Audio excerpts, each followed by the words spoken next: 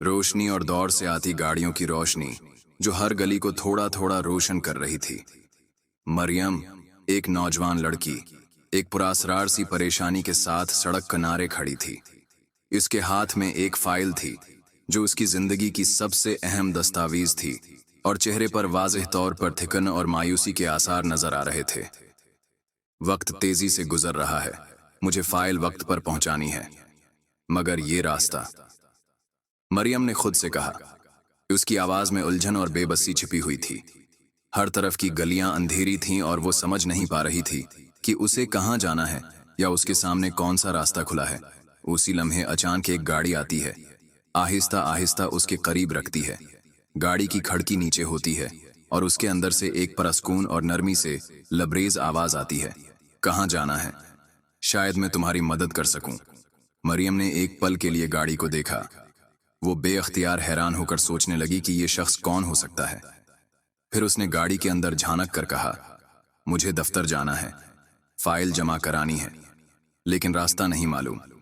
वो अजनबी शख्स मुस्कुराते हुए बोला, बैठ जाओ, मैं तुम्हें वहां पहुंचा देता हूं, फिक्र न करो, तुम्हें कहीं नहीं जाना पड़ेगा। मरियम ने पहले पहल थोड़ा सा झिझक कर गाड़ी में बैठने का फैसला किया। दिल में एक सवाल था, क्या ये महफूज है? लेकिन फिर उसने दिल में कहा, वक्त कम है और ये शख्स शायद मदद करने के लिए आया है। गाड़ी चलने लगी और सड़क पर तेज रफ्तार से गाड़ी दौड़ रही थी, मगर मरियम की सोचों की रफ्तार बहुत ज्यादा थी। इसके दिल में एक अजीब सा सुकून आ रहा था, जैसे कोई उसे ये बता रहा हो कि सब कुछ ठीक हो जाएगा। गाड़ी का इंजन, हवा की सरसराहट और दूर कहीं सड़क की आवाजों के बीच अजनबी शख्स की नर्म आवाज फिर से सुनाई दी। जिंदगी कभी भी सीधी नहीं होती, लेकिन याद रखो, हर मसले का हल होता है। बस तुम्हें दिल मजबूत रखना होता है और अल्लाह पर भरोसा करना होता है। मरियम ने सिर उठाकर उसकी तरफ देखा और फिर पूछा, आपको कैसे मालूम कि मैं परेशान हूं? चेहरे पर हर चीज लिख दी जाती है और तुम्हारी परेशानी तुम्हारे चेहरे से साफ जाहिर हो रही थी। अजनबी शख्स मुस्कुराकर बोला। मरियम का दिल थोड़ा हल्का हुआ। उसने महसूस किया कि यह शख्स बस कोई मामूली इंसान नहीं, शायद वो खुदा की तरफ से एक छोटा सा पैगाम था। गाड़ी एक इमारत के सामने रख गई। ये लो, तुम्हारी मंजिल आ गई, जाओ, अपना काम मुकम्मल करो, अजनबी ने कहा। मरियम ने शुक्रिया कहा और गाड़ी से बाहर निकली।